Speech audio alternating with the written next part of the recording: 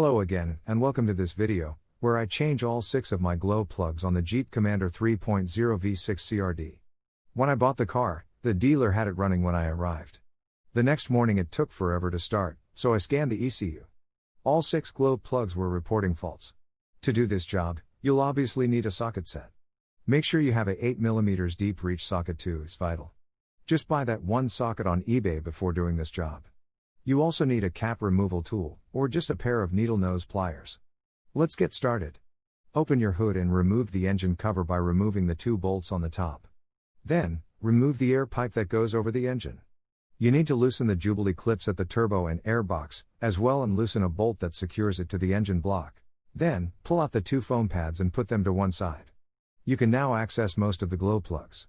In this picture, I've labeled the cylinders. All of the glow plugs are the same, so they are not cylinder specific. Plugs 1 and 6 are by far the hardest to change. I'll show you how the plugs are removed first, and then at the end of the video, I'll show you how I removed plugs 1 and 6. Changing your glow plugs is actually quite easy. Take your pliers and grip the sides of the glow plug connector and carefully pull directly up. Don't yank it up and you could pull the wires out from it. Once the connector has been removed, you can remove the glow plug itself. Using your 8mm deep reach socket and an extension bar, simply loosen the glow plug all the way. Mine loosened off very easily and I had no issues at all. But be careful here. Too much force could snap the glow plug end off, and it'll be a nightmare to remove. If you face substantial resistance, spray WD-40 on it and leave it overnight, or at least a few hours. Sometimes you might not be able to get your socket on the glow plug directly, so a knuckle can be a big help. This is especially true with glow plug number 6. Once you've removed your glow plugs, simply slot the new one in and tighten it up, but not too tight. Pop the connector back on and it's all done. Before refitting the cover and pipe etc., start the car to see if it starts immediately. Let it run for a minute and then turn it off. Clear the ECU codes and then start for another minute. If the codes stay off, then well done, you've fixed it. If they come back, it's time to look at the glow plug module.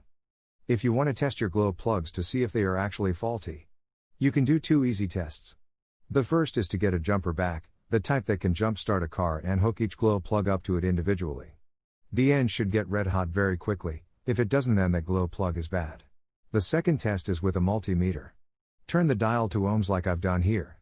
Put the positive probe on the tip where the connector goes, and the other connector on the body of the glow plug. You'll get a resistance reading. This is a brand new glow plug and has a reading of 3.0 ohms. That's very good.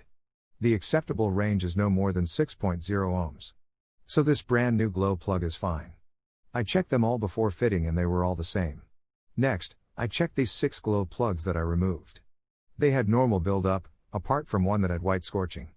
This may be a fault with the glow plug, or too much air is going into the cylinder, which could be a sign of an injector leak. Here is an example of a malfunctioning glow plug. The ohms is way too high. All of the removed glow plugs returned such figures. One did actually warm up, but was very slow. Now we'll remove plug 1, and I'll show you how to access it. Undo these 2 bolts that hold this cross-section electronic thing in place. Then move it to the side. There's a pipe behind it, just move that too. You should then be able to reach the connector for the glow plug, and undo it with your pliers. Then use your socket wrench with a knuckle to get to it and remove it. Plug 6 is a pain in the ass, because you have a wiring conduit that goes over the top of it. I tried to remove this conduit but couldn't. Turns out, you don't need to. You can see the glow plug here. I've already removed the cap. Using your long nose pliers, go in from the side and prise the cap off. Be very careful. Once the cap's off, put it to one side. Now, you'll need to use your 8mm deep reach socket, an extension bar, and the socket knuckle. Go in from behind the conduit. It's tight, but you can basically go all the way down to the plug if you get the right spot. Undo the plug so that it's loose. Then, to get it out, you have to somehow pull it up, to follow the socket up and behind the conduit. It's tricky. There are 2 ways in which to do this. What I did was to press the socket against the glow plug from the side with my fingers and then slide the socket up, taking the glow plug with it. If it's going to slip out, use a flathead screwdriver to keep it in place so it doesn't fall back down while you get a better purchase. The second way is to use a magnetic pickup tool to stick to the end and then pull it up, using your fingers to stop it from falling. Then when it gets high enough you can grab it with your fingers and pull it out. That's it. All done. That's how you change your glow plugs.